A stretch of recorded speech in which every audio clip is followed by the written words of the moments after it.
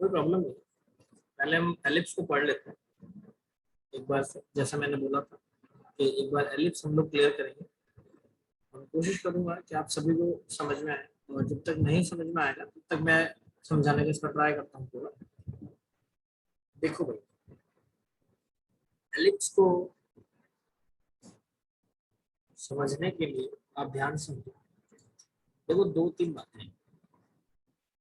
Point number point number one ये कहता है कि जो आपको एल्गोरिथम के स्टेप्स लिखाए हैं उनको आप याद कर लो, तो सबसे वेल एंड गुड होगा। उसको आपने याद कर लिया तो वो काम क्या होगा, वेल एंड गुड होगा। उस काम की कोई टेंशन है ही नहीं। क्यों? क्योंकि एलिप्स एल्गो आपके सिलेबस में ही नहीं है। अब कुछ स्टूडेंट्स जिन्होंने वो काम पकड़ लिया कि भाई हमको सर हो गया है, अपन जो है उस प्रोग्राम में जो है समझ लेंगे, याद कर लेंगे तो बात खत्म हो जाएगी, तो उन स्टूडेंट्स को ज्यादा स्ट्रेस लेने की टेंशन। कुछ स्टूडेंट्स ऐसे हैं जिनको लगता है कि सर देखो याद करना तो कुछ होगा नहीं, आप चीजें समझा दो, समझना भले कितना टिपिकल हम उसको कर लेंगे, समझ लेंगे, याद नहीं करेंगे। तो वो स्टूडेंट बहुत ध्यान से समझेगा। किसी को लगता है कि सर देखो समझना तो बहुत टिपिकल हो रहा है, रट लेंगे उस एक प्रोग्राम में जो चार पांच बातें उनको याद कर लेंगे, वो हमारे लिए ज्यादा इजी रहेगा, तो आप उसको कर लेंगे। मैं दोनों ही चॉइस आपके सामने दे रहा हूँ। उसका रीजन ये है कि ये टॉपिक आपके सिलेबस में ही नहीं है। तो इसीलिए मैं इसको बहुत डीप, मैंने आपको पहले ही बताया था कि मैं लास्ट ईयर तक तो पूरे ड्राइंग करवाता था कि भाई किस तरीके से फॉर्मूला डिराइव हुए हैं, तो डेरिवेशन पूरी करवाता था, लेकिन क्योंकि सिलेबस में नहीं तो हम लोग कर पाते, वो मैंने बंद कर दिया। लेकिन अब आज वापस से हम एक बार चीजों पे आते हैं, एलिप्स को समझने की कोशिश करते हैं, पूरे एलिप्स को पढ़ेंगे।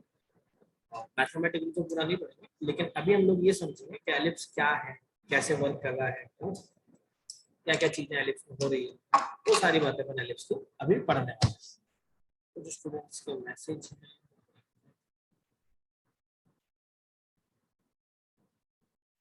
कह सकते हो एक तरीके से।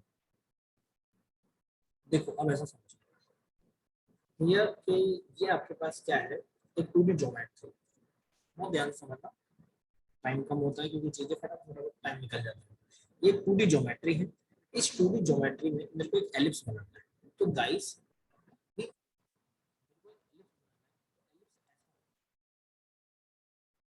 एलिप्स बना है फॉर एग्जाम्पल,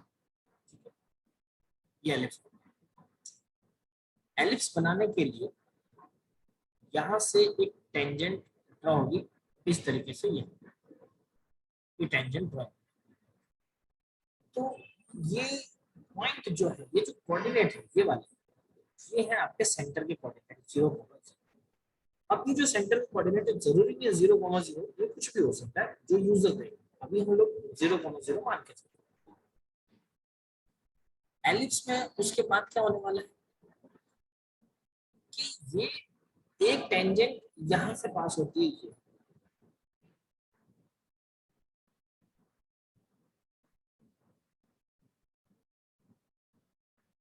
ये एक टेंजेंट आप ये पकड़ो, ये जो इसको टच करते हुए, ठीक है, ये इसको टच कर,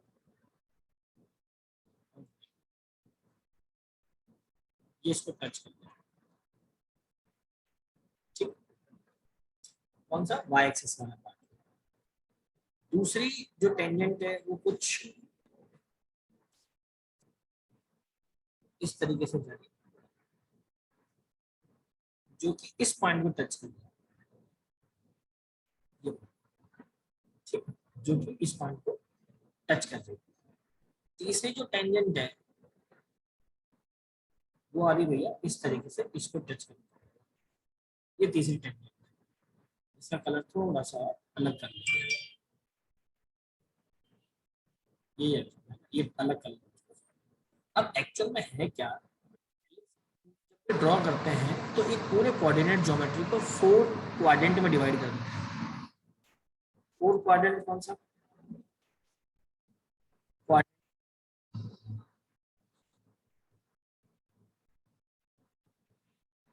क्वाड्रेंट 2,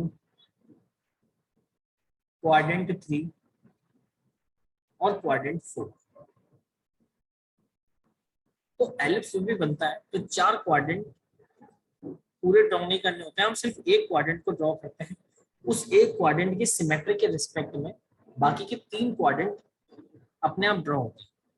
तो एक एलिप्स बनाने के लिए मुझे पूरा एलिप्स नहीं बनाना सीखना, मुझे ये सीखना है कि इस एलिप्स में ये जो एक क्वाड्रेंट है Q1, ये Q1 कैसे ड्रॉ होगा। मेरा जो कॉन्सेप्ट है वो इसको समझने का है कि Q1 में जो ये लाइन आई है वो कैसे आएगी, क्योंकि Q1 में कैसे आनी अगर वो समझ में आ जाए तो सिमेट्री हम लोगों ने पढ़ी है ऑलरेडी, हमको समझ में आता है।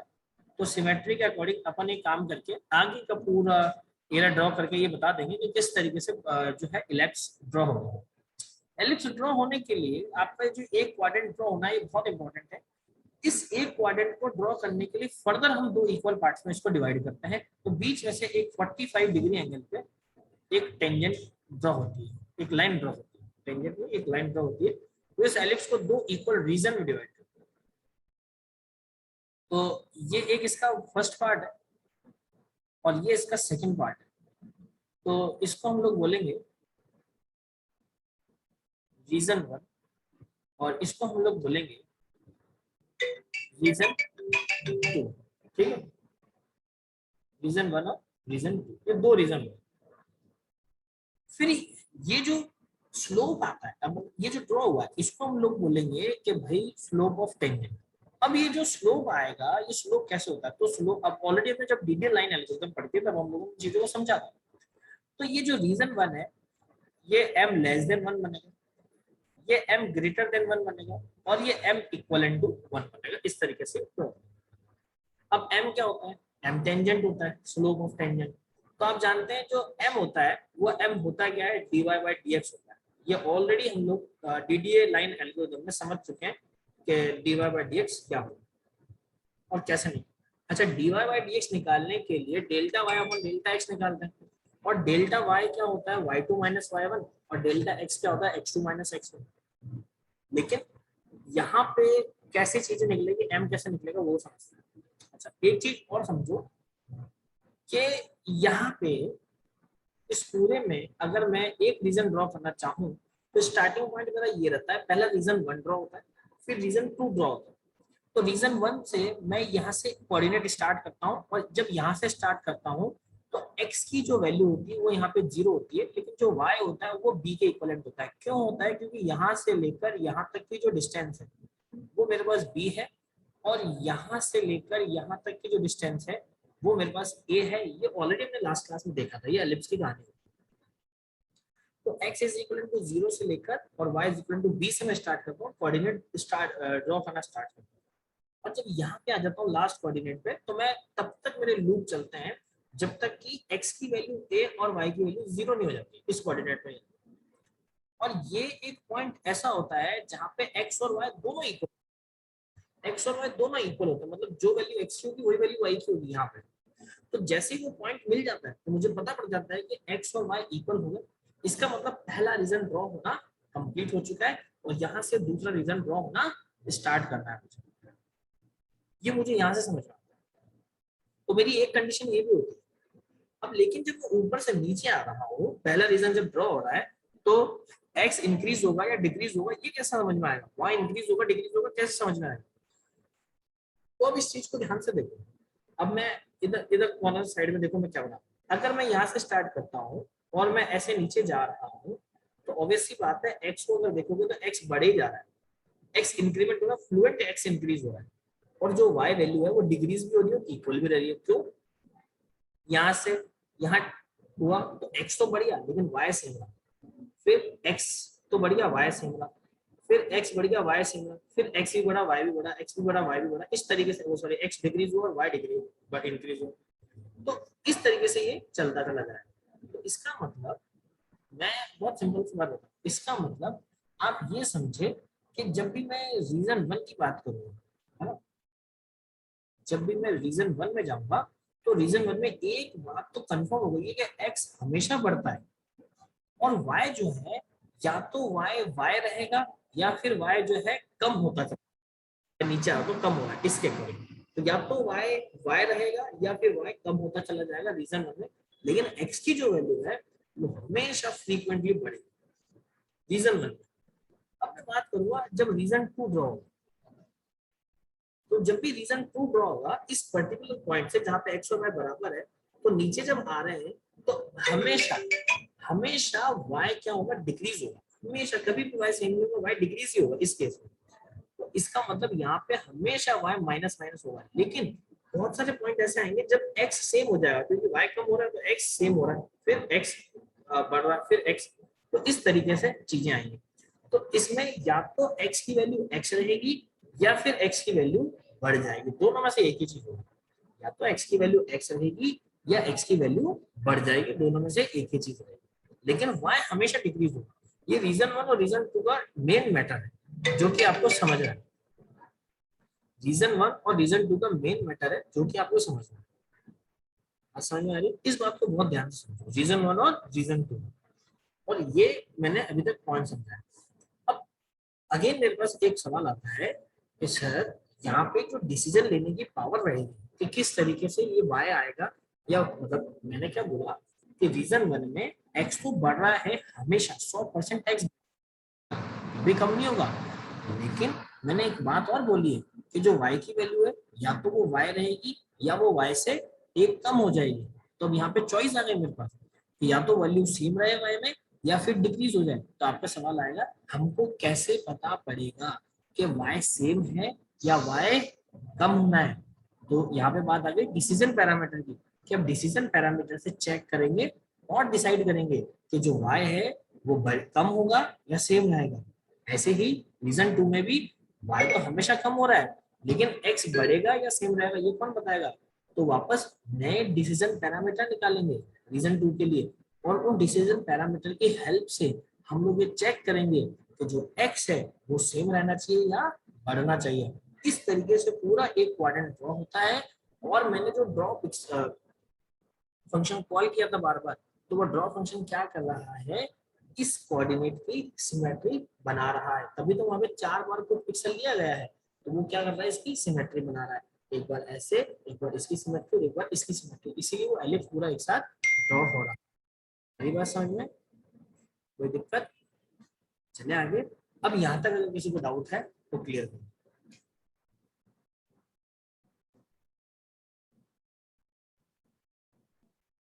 रीजन टू वापस समझ लो, ठीक है? तो बताओ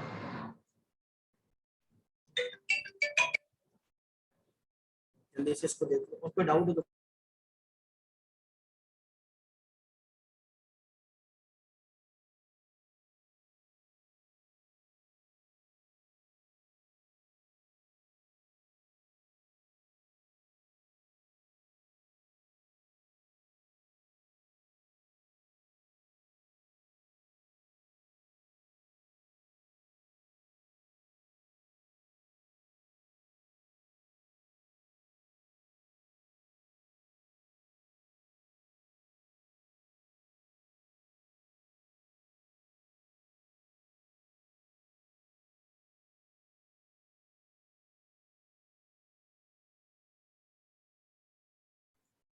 एम किसको डिनोट करता है?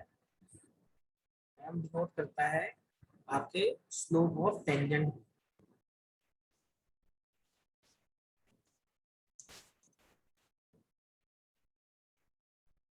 Slope of tangent. अब देखो रीजन को एक बार वापस, रीजन टू में जैसे ही मैं ऊपर से कोऑर्डिनेट ड्रॉ करता हुआ आया, है ना, तो एक पॉइंट ऐसा आएगा, उस पॉइंट पे एक्स और वाई दोनों बराबर हो जाएंगे। जब एक्स और वाई बराबर होंगे और उससे जब मैं नीचे पॉइंट ड्रॉ करने चलूंगा, तो नीचे वाले में वाई हमेशा माइनस होगा। वाई हमेशा माइनस होगा, लेकिन जो एक्स है या तो वो सेम रहेगा या वो बढ़ेगा। ये कंडीशन चेंज हो गई, इसलिए इसको दूसरे रीजन में पार्ट डिवाइड करना पड़ेगा, वरना तो हम लोग पूरे, है ना, या 8 वे सिमेट्रिक ड्रॉ करेंगे, उससे क्या फर्क पड़ता है। और दूसरी चीज जो रीजन 1 है, इसमें एक्स हमेशा बढ़ता है, लेकिन कुछ पॉइंट ऐसे होते हैं जहाँ पे वाई चेंज नहीं होता, और कुछ पॉइंट ऐसे होते हैं जहाँ पे वाई कम होता है।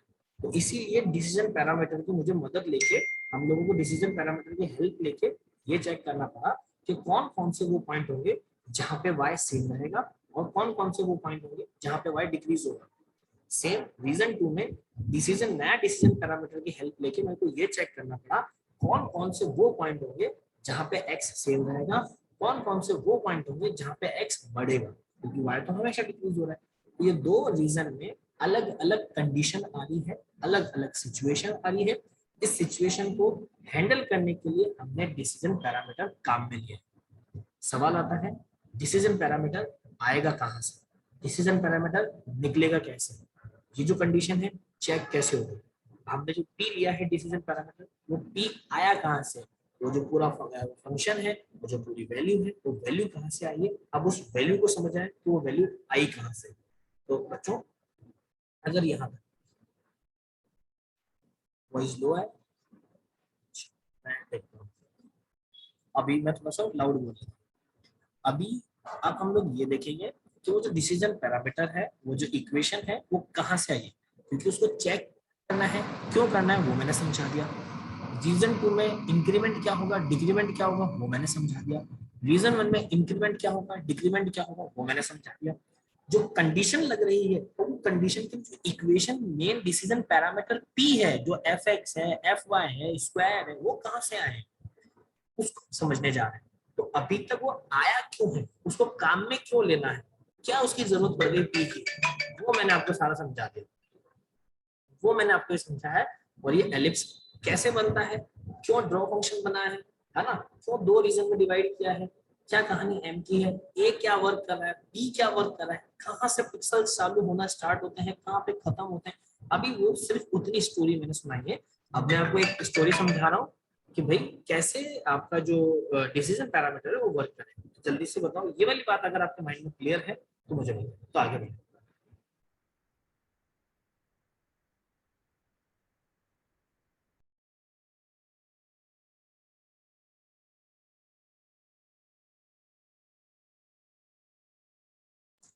क्लियर है क्या ये वाली बात, तो चले आगे।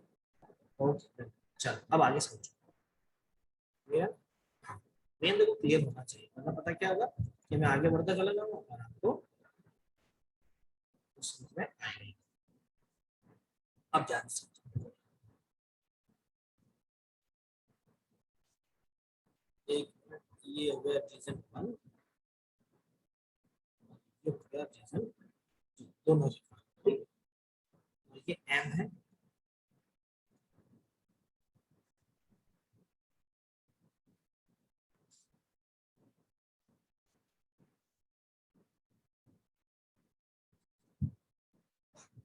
अब देखो, अब बहुत ध्यान से समझोगे, बी केयरफुल। अब मैं एक चीज समझना चाहता हूँ कि जो एलिप्स होती है, उस एलिप्स की इक्वेशन क्या है। तो देखो बहुत ध्यान से, एलिप्स जो है, तो सबसे पहले तो मैथ्स में एलिप्स की इक्वेशन क्या है। एलिप्स की इक्वेशन होती है X square upon A square plus Y square upon B square is equal to 1। ये क्या है, जनरल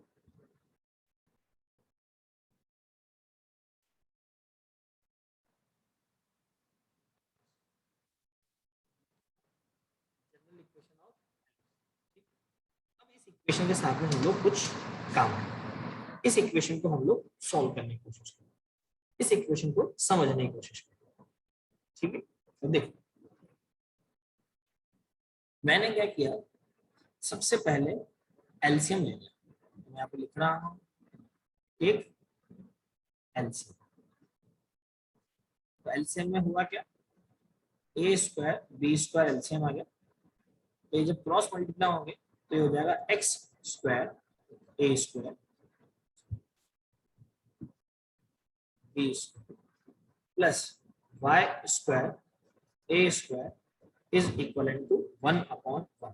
पूरी क्लास में किसी भी स्टूडेंट को अगर इसमें डाउट है तो क्लियर। उसके बाद वापस से अगर हम लोग इधर क्रॉस क्रॉस मल्टीप्लाई करेंगे तो हो जाएगा X square B square plus Y square A square is equal to A square और बी स्क्वायर। जब ये A square B square equal के अपोजिट साइड जाएगा, तो क्या है, इस इक्वेशन को ऐसे लिख सकते हैं X square B square plus Y square A square minus A square B square is equal to 0। क्योंकि इक्वल टू 0 हो गई तो ये तो एक फंक्शन हो गया एक्स और वाई में, तो इस पूरे को लिख सकते हैं function in the form of X comma Y is equal to X square B square plus Y square A square minus A square B. ये आपका एक इक्वेशन है किसकी, आपका फंक्शन। कौन सा फंक्शन, ऐसा फंक्शन जो क्या करेगा, एक एलिप्स ड्रॉ करता है, ये उसकी इक्वेशन हुई। तो इसको हम लोग बोलते हैं equation of ellipse in the form of function X comma Y. ठीक है, ये इसकी कहानी है। तो अभी तक पूरी क्लास में किसी भी बच्चे को इस वाली बात में यहाँ तक जो हमने पढ़ाया है इसमें कोई भी डाउट है तो पूछिए, अगर कोई डाउट नहीं है तो हम लोग आगे बढ़े। क्लियर है सभी को? अब जो है वो कुछ मैथ्स वाले, तो मैं जो नेक्स्ट टर्म ले रहा हूँ, जो नेक्स्ट टर्म यूज कर रहा हूँ, नेक्स्ट वाले को समझ में आएगी, है ना। और जो बाकी जो साइंस के बच्चे हैं उन्होंने फिजिक्स में चीजें पढ़ी तो उनको समझ में आएगी, लेकिन जो कॉमर्स के और जो आर्ट्स के स्टूडेंट हैं उनके लिए थोड़ा डिफिकल्ट होगा, उनको चीजें नहीं समझ में आएगी क्योंकि ये वर्ड वो पहली बार सुन रहे हैं। देखो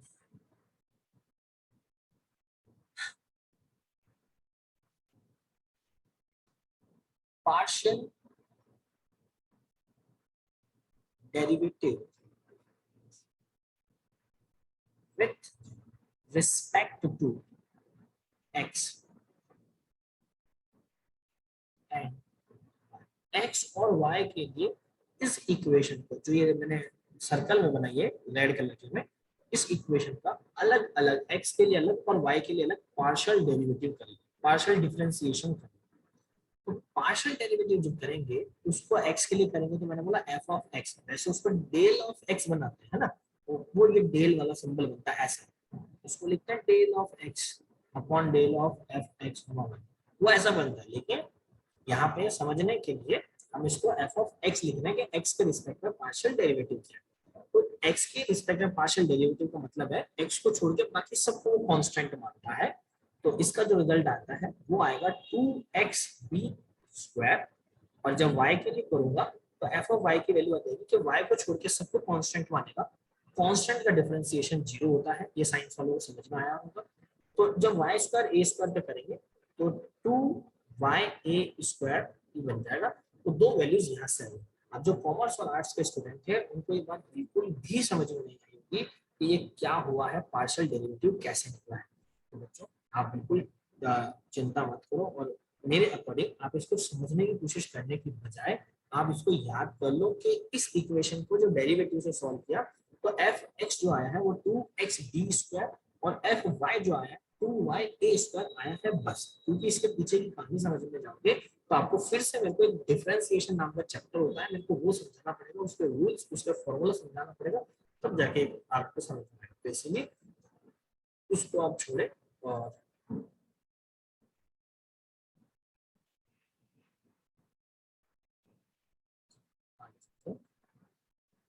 इसको सॉल्व करते हैं।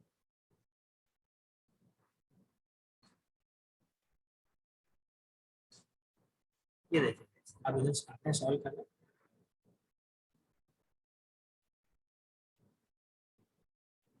अब आगे तो वही वाली बात है, पहले बताओ बच्चों इतना सभी को समझ में आ गया कि यस और नो? आप मैसेज करो, बहुत अच्छा लग रहा है मुझे, मुझे बहुत अच्छी चीज को समझ में आती है कि भाई आप लोगों को समझ में आ रहा है नहीं आ रहा है, आप मुझे क्लियर बताओ। जल्दी से मैसेज करके बता दो समझ में आया या नहीं, यस और नो।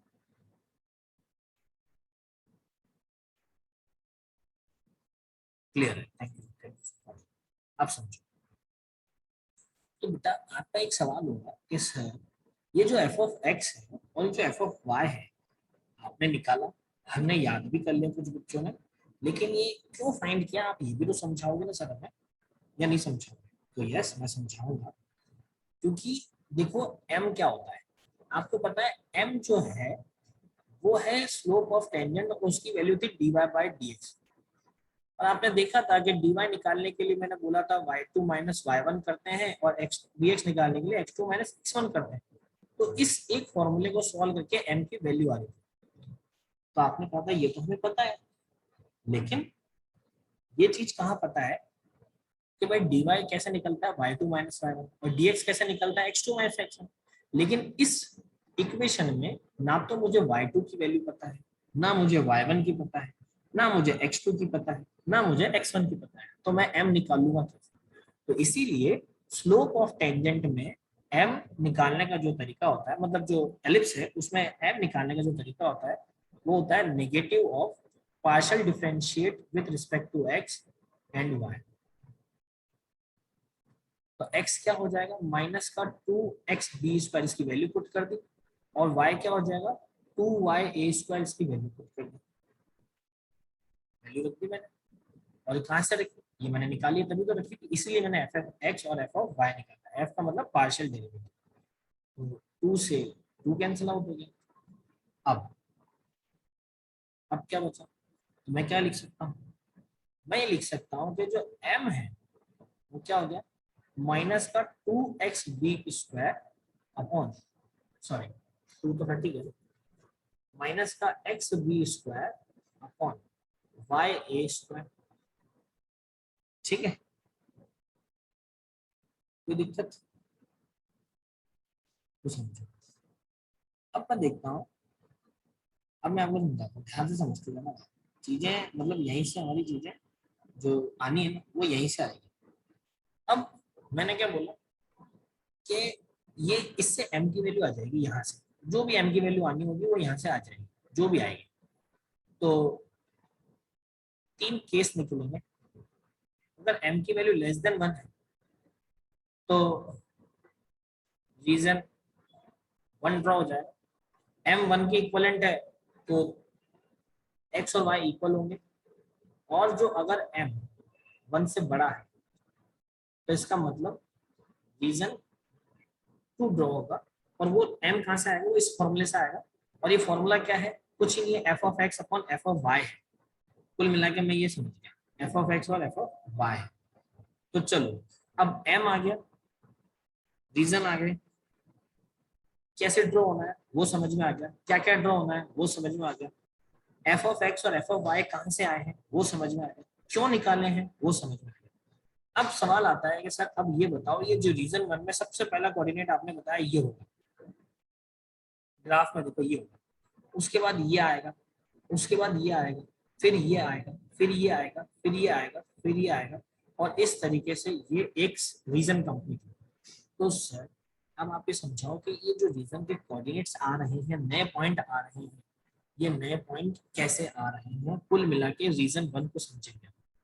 तो अब मैं ये समझने जा रहा हूँ और रीजन 1 कि जो रीजन 1 है वो कैसे आ रहा है। तो मुझे समझ में आया था कि रीजन 1 में x प्लस प्लस होता है, लेकिन y जो है वो कंडीशनल है। तो y के लिए डिसीजन पैरामीटर कहाँ से आएगा, कैसे आएगा, क्यों आएगा, है ना, कैसे सॉल्व करेंगे, वो जो p की वैल्यू आपने बोली थी लास्ट क्लास में, याद कर लेना, वो याद क्यों कर ले, समझेंगे कैसे वो भी तो बताओ, वो मैं आपको बताने जा रहा हूँ एक बार। चलो रीजन 1 को पढ़ते हैं। तो रीजन 1 में जो नेक्स्ट कोऑर्डिनेट आएगा एक्स के प्लस 1, नया कोऑर्डिनेट, वो हमेशा पुराने वाले में नया वाला, मतलब पुराने वाले में 1 ऐड करते आ जाएगा। क्यों, क्योंकि रीजन 1 में हमेशा बोला एक्स प्लस प्लस होगा, तो एक्स के प्लस 1 का मतलब हो जाएगा एक्स के प्लस 1।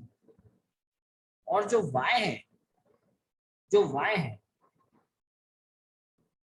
जो नेक्स्ट कोऑर्डिनेट है y के प्लस 1, वो या तो पुराना कोऑर्डिनेट रहेगा या पुराने वाले में एक कम करेंगे। यही बोला ना मेरे को रीजन 1 या तो पुराना या फिर एक कम कर दो, तो मैंने वो चीज लिख दी कि या तो पुराना रहेगा या एक कम रहेगा। ठीक, ये रीजन बन रहा है। तो इस वाले पार्ट में कोई दिक्कत नहीं, इस वाले पार्ट में दिक्कत है कि ये y के और y के माइनस 1 आएगा। तो चलो एक बात समझते हैं कि नया कोऑर्डिनेट अगर मैं निकालूं, न्यू कोऑर्डिनेट, तो पुराना वाला तो जो था उसको मैंने x के और y के माना, नया कोऑर्डिनेट जो आएगा वो एक्स के प्लस 1 और वाई के प्लस 1 आएगा, एक्स के प्लस 1 और वाई के प्लस 1, ये नया कोऑर्डिनेट। तो इनकी वैल्यू क्या आएगी, चलो ये निकालते हैं। तो इनके दो केस बनते हैं। पहला केस एक्स की वैल्यू तो एक्स के प्लस वन हो जाएगी और वाई की वैल्यू या तो वाई के रहेगी, या फिर एक्स की वैल्यू तो एक्स के प्लस वन हो जाएगी और वाई की वैल्यू वाई के माइनस वन आ जाएगी। इस बात के अकॉर्डिंग तो मेरे को लास्ट वाली लाइन ऐसे समझना है कि यहाँ पे दो चांस बनते हैं कि या तो कोऑर्डिनेट होगा एक्स के प्लस वन कॉमा वाई के, या फिर कोऑर्डिनेट होगा एक्स के प्लस वन कॉमा वाई के माइनस वन। ये मेरा नया कोऑर्डिनेट है। अब इन दो कोऑर्डिनेट में से मैं कौन सा सेलेक्ट करूंगा? तो आपने देखा मैंने कंडीशन लगाई थी लूप में, p less than equal to less than this, p greater than this, तो मैंने उसके अकॉर्डिंग काम किया। तो वो जब डिसीजन पैरामीटर p आया है वो कैसे आया है, कोऑर्डिनेट कैसे आया है, अब वो आगे सीख रहा है अपन रीजन। बताओ ये वाली बात क्लियर है माइंड में? सभी के क्लियर है? किसी को डाउट है तो पूछो, बताओ। यहाँ तक सभी के माइंड में सारी बातें क्लियर है तो पूछो, बताओ यस और नो।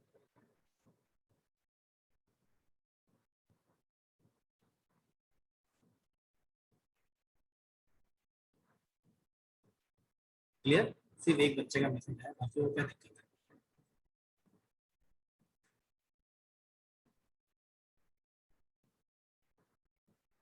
रीजन वन एक्सप्लेन कर दो, तो रीजन वन ही तो समझा रहा हूँ मैं, ये पूरा अभी तक तो रीजन वन चल ही रहा है, कंप्लीट हुआ है। तो इसमें क्या प्रॉब्लम है, ये रीजन वन जो अभी तक एक्सप्लेन किया, प्रॉब्लम बताओ कि कहाँ प्रॉब्लम है, तो मैं उसको एक्सप्लेन करूँगा।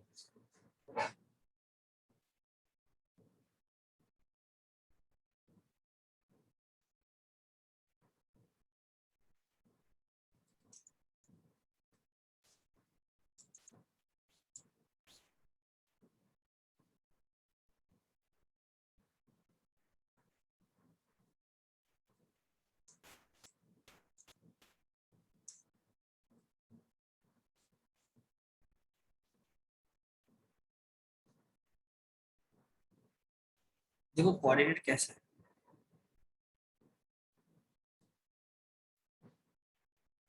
ये मैंने ऑलरेडी बोला है। ये पूरा टॉपिक जो आज का एलिप्स है, ये मैंने स्टार्ट करने से पहले ही एक चीज क्लियर कर दी थी बच्चों, कि ये पूरा टॉपिक आपके सिलेबस में नहीं है। पूरा टॉपिक सिलेबस में नहीं है, इस पे एक सिंगल क्वेश्चन आपके एग्जाम में नहीं आएगा। लेकिन लास्ट क्लास में कुछ बच्चों ने बोला था हमको नहीं समझ में आया है, हमको नहीं समझ में आया है, हम यूट्यूब से देखेंगे, हम वहां से देखेंगे। तो उन बच्चों के डाउट्स को क्लियर करने के लिए मैं ये पूरा टॉपिक समझा रहा हूँ। और मैंने क्लास स्टार्ट करने से पहले ही बोला था कि जिन बच्चों को ऐसा लगता है कि वो प्रोग्राम हम याद कर लेंगे, उसके कुछ टर्म्स हैं, कुछ छोटे छोटे से फॉर्मूले हैं, वो हम दिमाग में बैठा लेंगे सर, तो वो उन्हीं को याद करें। वो इस पूरे टॉपिक की जो एक्सप्लेनेशन उसको मत समझो। ये तो कुछ हमारे बच्चे हैं जिनको लगता है कि कुछ रटने वाली चीजें हैं, हम नहीं रटेंगे, तो मैं सिर्फ उनके डाउट्स क्लियर करने के लिए यहाँ पे ये पूरा टॉपिक पढ़ा रहा हूँ। बाकी मैंने पहले ही बता दिया था कि एलिप्स जो आपके सिलेबस में नहीं है, एलिप्स पे किसी भी तरीके का क्वेश्चन आज तक एग्जाम में नहीं आया है, और आ भी गया तो छोटा सा क्वेश्चन आएगा, उसके लिए मैंने लास्ट क्लास ऑलरेडी तरीके से ले ली थी। लेकिन फिर भी आप लोगों के डाउट्स जो थे कि हम लोगों को नहीं समझ में आ रहा, ऊपर से जा रहा है, तो वो प्रॉब्लम जो थी आपकी, मैं उसको क्लियर करने के लिए क्लास ले रहा हूँ बस। बाकी और आज भी क्लास स्टार्ट करने से पहले बोल चुका हूँ कि जिन बच्चों को ऐसा लगता है कि हम उस प्रोग्राम को याद कर लेंगे, वो बच्चे टेंशन मत लेना, क्योंकि ये मेरे को पता है मैथ्स के बैकग्राउंड के नहीं हूँ, आपके आधे बच्चों को ये समझ में नहीं आएगा, ये मुझे पता है। लेकिन फिर भी मैं उन्हीं स्टूडेंट्स के लिए बता रहा हूँ जिनको ऐसा लगता है कि भाई नहीं हम तो समझेंगे, आपको समझा रहा हूँ। ये मैथ्स की थ्योरी ऐसा लग नहीं रहा, ये मैथ्स की थ्योरी ही है। एक्चुअल में मैथमेटिकली पार्ट चल रहा पूरा, ये डेरिवेशन है। कि जो कल मैंने लास्ट क्लास में आपको जो पैरामीटर बताए थे, पी कैसे आया है, एफ एक्स एफ वाई क्या होता है, मैं उस पूरे को डेरिवेशन करके बता रहा हूँ, उसको पूरे को डिराइव करके बता रहा हूँ फॉर्मूले को, ताकि आपको ऐसा नहीं लगे कि सर में ज्ञान दे रहे हैं। याद करना सबसे बेस्ट सॉल्यूशन है, ये मैं लास्ट क्लास में बता चुका था। लेकिन कुछ स्टूडेंट को ऐसा लगता है ना कि सर को हमें ज्ञान दे रहे होंगे, सर को खुद को ही नहीं समझ में आ रहा होगा, रट्टा मार ले, इसलिए मैं आपको पूरा डेरिवेटिव करके बता रहा हूँ कि देख लो कैसा काम होता है। ये चीज मैं आपको लास्ट क्लास में क्लियर कर चुका था कि आप याद कर लो, आपके लिए सबसे बेस्ट सॉल्यूशन है, क्योंकि सिलेबस में नहीं है। लेकिन कुछ बच्चों के डाउट्स हैं, उनको क्लियर करने के लिए मैं पूरा टॉपिक पढ़ा रहा हूँ, डेरिवेशन का। तो अब स्टार्ट करिए, तो इसको ओवर तो करेंगे, कोई बड़ी बात नहीं। इसको समझने के लिए सारा नहीं पढ़ना पड़ेगा, इसको समझने के लिए बहुत कुछ पढ़ना पड़ेगा, सारा नहीं बहुत कुछ पढ़ना पड़ेगा भाई। अभी मैं आपको, अभी तो रीजन वन स्टार्ट हुआ है, अभी रीजन वन एंड नहीं हुआ है, रीजन वन एंड नहीं हुआ है, अभी सिर्फ रीजन वन स्टार्ट हुआ है। रीजन वन की अभी थ्योरी चलेगी, फिर उसके बाद रीजन टू स्टार्ट होगा। आप समझो, अभी तो रीजन वन आया है, अभी तो रीजन वन में ये कंक्लूजन निकल के आया कि रीजन वन के दो कोऑर्डिनेट होंगे नए, या तो एक्स के प्लस वन कॉमा वाई के, या एक्स के प्लस वन कॉमा वाई के माइनस वन। अब इन दोनों में से सेलेक्ट कौन सा करूंगा, वो डिसाइड करेगा डिसीजन पैरामीटर। तो अब डिसीजन पैरामीटर की जरूरत क्यों पड़ी, ये समझाया मैंने। अब वो डिसीजन पैरामीटर कहाँ से आया, अब वो समझाऊंगा। तो पैरामीटर आया कहाँ से, डिसीजन पैरामीटर। वो देखो बच्चों, वो आप डिसाइड कर लो, सब जगह रहने दो या नहीं रहने दो, वो आप डिसाइड कर लो, मैं मेरी साइड से पढ़ा। वो डिसीजन पैरामीटर कैसे आया है अब मैं वो सिखाऊंगा, फिर वो डिसीजन पैरामीटर इसमें कैसे यूज होगा मैं वो भी सिखाऊंगा, फिर उसके बाद हम रीजन टू को समझेंगे। तो इसीलिए यहाँ तक समझ में आ गया तो बताओ, और इतना नोट कर लो तो मैं आगे बढ़ू। यहाँ तक समझ में आ गया तो बताओ तो मैं आगे बढ़ू।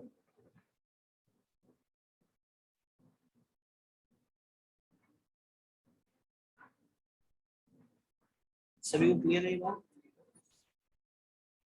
तो आगे बढ़े, समझ में आ गया।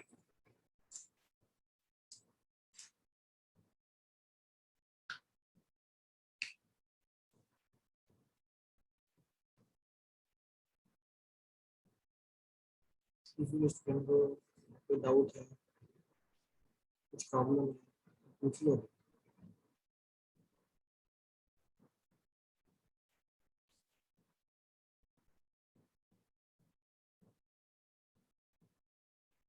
अब आगे चले भाई, एक बार रीजन वन समझ में आ जाएगा तो रीजन टू कोई बड़ी बात नहीं, छोटा सा है, समझ में आ जाएगा। अब इतना समझ लिया तो थोड़ा और समझ लो, हिम्मत करो थोड़ी सी, स्टार्ट हो ही गया तो उसको खत्म भी होने दो। इसको नोट कर लो, बाकी बातें फिर नेक्स्ट क्लास में करते हैं क्योंकि आज की क्लास का टाइम हो गया। एक क्लास और लगेगी, एक क्लास में पूरा समझा दूंगा मैं इसको, एलिप्स टेंशन हो। रीजन वन और रीजन टू दोनों समझा दूंगा मैं एक ही क्लास में, फिर उसके बाद दो थ्योरेटिकल टॉपिक रहेंगे और आपका काम हो जाएगा। ठीक है,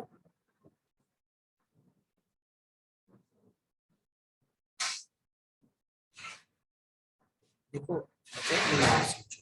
मेरे पता है कि ये कुछ बच्चों को नहीं समझ में आएगा, तो वापस कह रहा हूँ, जिन बच्चों के समझ में आ रहा है वो बच्चे इसको समझ लो। एक क्लास और लगेगी अपनी इसकी, एक क्लास में ये पूरा थ्योरी जो है डेरिवेशन ओवर हो जाएगा। तो ऐसे कुछ बड़ी बात नहीं, हो सकता है आप लोगों को कुछ नई चीज सीखने को मिल जाए, आप लोगों को कुछ चीजें समझ में आ जाए। तो क्लास है, एक क्लास और ले लेते हैं एलिप्स। जब इतना पढ़ लिया है तो ज्यादा से ज्यादा ये 20 मिनट का और बचा है, 20 मिनट में ओवर हो जाएगा, तो एक क्लास और पढ़ लेंगे। और उसके बाद दो क्लासेस थ्योरेटिकल लगी, इनपुट और आउटपुट डिवाइसेस की, डिस्प्ले डिवाइस की, और उसके बाद बीएससी आईटी का सिलेबस ओवर। कुल मिला के आप कैसे मान लो बीसीए का भी कि आपका 90% सिलेबस ओवर हो गया और बीएससी आईटी का 100% हो गया। 15 क्लासेस और बचेंगी, 10-15 क्लासेस में 3D ओवर हो जाएगा बीसीए का, तो अपन ऑफलाइन पढ़ लेंगे तो चीजें इतनी कोई प्रॉब्लम आएगी। ठीक है, तो इतना तो नोट कर लो आप या स्क्रीनशॉट ले लो, बाकी बातें हम नेक्स्ट क्लास में करेंगे। इसका स्क्रीनशॉट निकाल लो आप।